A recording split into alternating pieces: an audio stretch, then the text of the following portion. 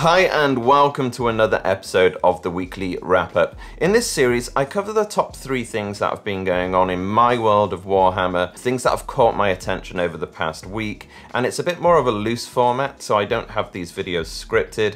I just pick 3 topics that have caught my attention over the past week and bring you guys up to date with that. So the first thing this week is a newly released model by Games Workshop called the Adamus Assassin, and I think this is a really cool model. When I saw it for the first time, it did make me think of Deadpool, and having a little bit of a browse around Reddit, I can see a lot of people have a similar thing. I feel like when this is released, we're going to see lots of images on Instagram with people painting it in a Deadpool-esque way. I think it looks amazing, so regardless of how people choose to paint it, I can't wait to see this model out. It's one of 3 assassins that have been announced, and this one's got to be my favorite. We'll take a look at the others in a second, but I really like the detail on these. I'm not a big fan of the resin miniatures in general, but over the past week I've bought 2 of the custom Space Marines, one to give to a friend. I've also seen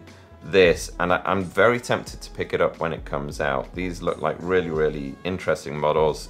They've posed very well. This one here was the first one which was released. So this assassin is a master of data. So basically it can interpret data, manipulate it on the battlefield live, and use that to its advantage. So for example, it can act as like a middleman and intercept the data between machine spirits, I think, and their pilots, and then feed it like rogue information.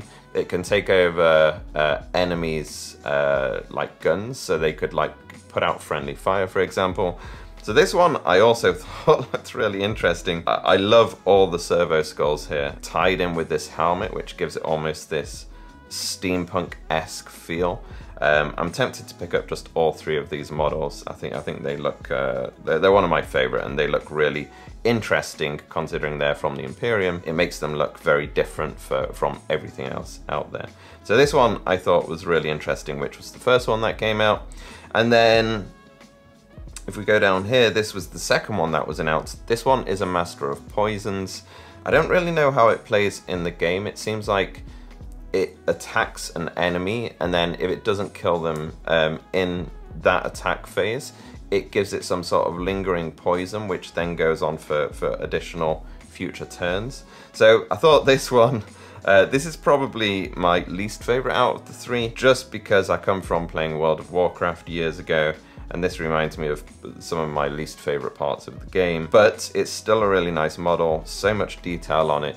And I do think I'll be picking up all 3 and just painting them up, so I have a little set. So yeah, that really caught my attention this week. These 3 models combined will make something really cool on my shelf. But this latest one, I can just see people painting up like a version of Deadpool for Warhammer, and I'm all for it. So that's the first thing this week that caught my attention. The second big thing this week is the newly released Leagues of Votann have already got a pretty sizable nerf. I actually really liked their approach with this. I thought it was really interesting that they recognized they released it in an overpowered state, to say the least. And basically what they're doing is 2 major changes. The first one is a change to how the judgment token functionality works. So the way judgment tokens did and still work is basically with 1 judgment token, units get judgment tokens by doing things like completing an action, killing one of your units. Your Carl, your HQ, can give out some judgment tokens each turn. So there are multiple ways that enemies can get judgment tokens, and long story short, with 1 judgment token on an unmodified hit roll of 6, that attack automatically wounds the target. So you roll that 6, it goes straight through, and the wound is just automatic. They can't fight for it, they can't roll for it. With 2 judgment tokens, basically an unmodified hit roll of 5+ automatically wounds the target. So you start getting really potent there with auto wounding mechanics. And then with 3 judgment tokens, an unmodified roll of 4+ goes through and automatically wins the target. So that in itself is really strong. It's a really nice ability. The knock-on functionality that people weren't happy with is There are a lot of weapons like the Magna Rail Rifle, where on a unmodified roll of 6, the damage from that shot, and it's a really strong shot, if it kills the first model in a unit, it overspills to the next, whereas it usually would stop, right? So you've got this really strong weapon. It's essentially hitting a unit, and let's say you've got 3 judgment tokens. On a 4+, that's a 50% chance. That's going through and essentially wiping out a lot of units in like a 1 wound unit of models. So that was the functionality where if you got a roll and triggered this Judgment of the Ancients, basically that would go through and count as an unmodified wound roll of 6. So it then triggered that special ability in the weapons. What they've done is they've released an update where that now doesn't count as an unmodified wound roll of 6. So it's still auto wounds, but it doesn't count as a roll of 6. Now this has really annoyed quite a few people in the community because it feels like counterintuitive to how you want to play the Votann. Because basically if something's got 3 judgment tokens on it, and you get a hit roll of 4, you cannot then get a wound roll of 6 because it's an automatic wound. It automatically goes through. You can't choose to then roll the wound roll to see if you can fish for that 6.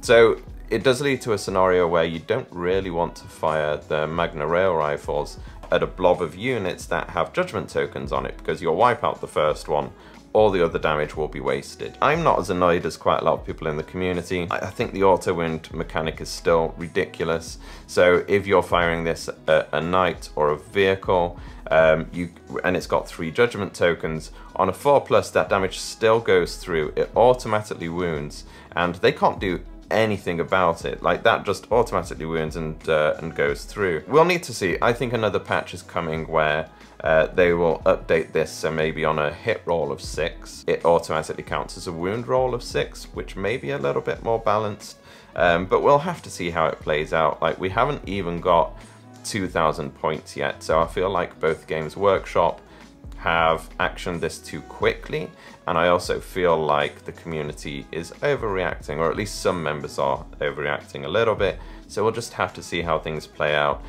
I would rather them roll this update out early in the process, so before everybody goes and buys like 2 of the land fortresses, which have an even stronger rail rifle, a heavy Magna Rail Rifle, which is like a strength 14 weapon, -6 AP. It's like ridiculously strong. Before they go and buy 2 or 3 of those, you at least know that that functionality is nerfed already, and it's probably going to change in the future.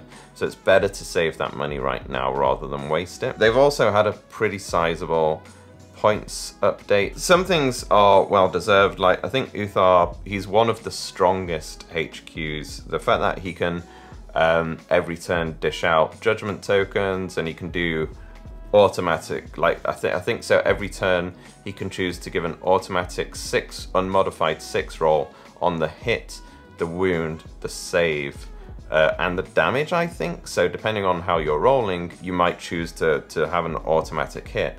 So along with the judgment token update, yes, that ability is slightly nerfed, but if you fire at something that doesn't have judgment tokens on, you can still like auto hit. You can still use that functionality, right? So you fire it at a vehicle or a monster or even a blob of units with no judgment tokens on it. Let's say you roll off, you get the hit roll, you can then auto wound, and that still does count as an unmodified 6. So you get that functionality. Anyway, long story short, Uthar's gone up in points cost, as well as everything else, but Uthar I think is one of the more justified ones. The Einherjar Champion has gone up by a pretty sizable amount. Not everybody's happy with that, but it is what it is. The Grimnir seems like a reasonable increase. I think they went from 80 to 90, as well as the Iron Master as well.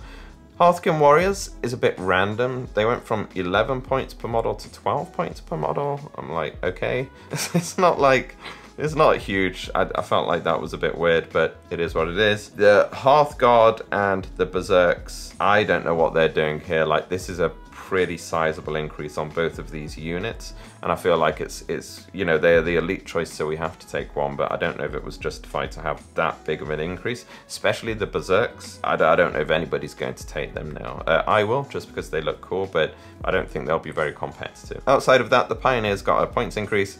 I think that was fair. The Sagittor, I think that's fair, brings things in line. The Thunderkin, so the Thunderkin had a decent increase. It was unlikely people would take Thunderkin previously because it just doesn't feel like they have a good slot in the army for heavy support. They're just a bad take now, I think, with the points increase. You know, there are 3 models in a unit, so the minimum cost now is 120 points. We'll have to see how things play out, but I felt like that was an unnecessary increase. And the Hekaton Land Fortress, I think this went from 230 to 300 points. That's huge, and you know, when you're getting into the territories of being the equivalent of a Lord of War sort of level of points, I don't think it holds up a candle to the other Lords of War, and it's not a Lord of War, it's a heavy support. So I thought that was a pretty massive increase. Again, we'll have to see how things play out. I feel like a lot more people will take one of these rather than 2 now, but I'm still going to be playing the army. I'm still looking forward to it. So yeah, that was a pretty big update this week to the points cost and the judgment token functionality, and I'm looking forward to trying them on the tabletop within the next couple of weeks and seeing what happens there. And then the third thing that's happened this week that really caught my attention is 5 kill teams have received their own data sheets for the larger Warhammer 40k game, and I love this. So I don't think any of the kill teams which can be used are going to be particularly strong, but I do like how much flavor it adds to the game. So I play Tau and I run Kroot anyway in my list. I really like the idea of building out the kill team and including it in my army because these models are so much better than the current models that you can buy of Kroot Carnivores. And then basically, if we go through some of these, the Carnivores or the Farstalkers, they're not particularly strong. I don't think they've even got a solid advantage over the regular Kroot, but they have some really interesting functionality, lots of different weapon options, and again, the main reason I would take them is for the models and how cool they look. The other ones are the Imperial Navy Breachers. These do look interesting. Again, I don't think they're going to be particularly strong, but it's great to see them have their own data sheet. They're essentially close combat, like guys with shotguns and a few other upgrades, but primarily shotguns. And I think these ones on the tabletop, the Breachers, they will look pretty intimidating when your opponent's using them against you. Other than that, we've got the Traitor Enforcer. Again, you can run this with just the Enforcer or the Enforcer with an Ogrin. I love this model. Probably out of all the kill team ones, I love this one the most, with like the massive fist it's got, and then the Chaos flag there. Again, don't think it's going to be particularly strong, but it does look interesting, and the fact that you can use it in your bigger army now is really, really cool. From there, we've got a Rogue Trader, which I don't understand enough about Rogue Traders. Like, I understand the lore of them a little bit, that they're these forces of power where they can control an entire fleet and an army of millions because they're these powerful rogue traders, or they can be smaller rogue traders with just a ship and some really dedicated crew. But the point is, I don't know enough about them to know if these data sheets match how the lore is with them. But I think the models look great anyway, so yeah, I'll love to see these on the tabletop. And then finally, we've got the Jalapox Infected, and I'm very tempted to just pick up a box of these and paint them when they come out, because like the fact that they've got this fire, like this guy's got fire coming out of his belly, this guy's got, I don't even know what's going on, but like tusks coming out of its back with all this armor and tentacles, and then you've got this crazed beast here. I just think these guys are like Mad Max figurines in the world of Warhammer, and I can completely get behind that. I absolutely love how these look, so I'll probably end up picking up a couple of these boxes when they do release. Usually, from what I've read, The individual boxes come out to buy separately from the bigger box sets they released in about 3 months after launch. So I think probably within 2 months we'll be able to buy like the Farstalkers, for example. I will be picking these up, probably the Jalapox as well.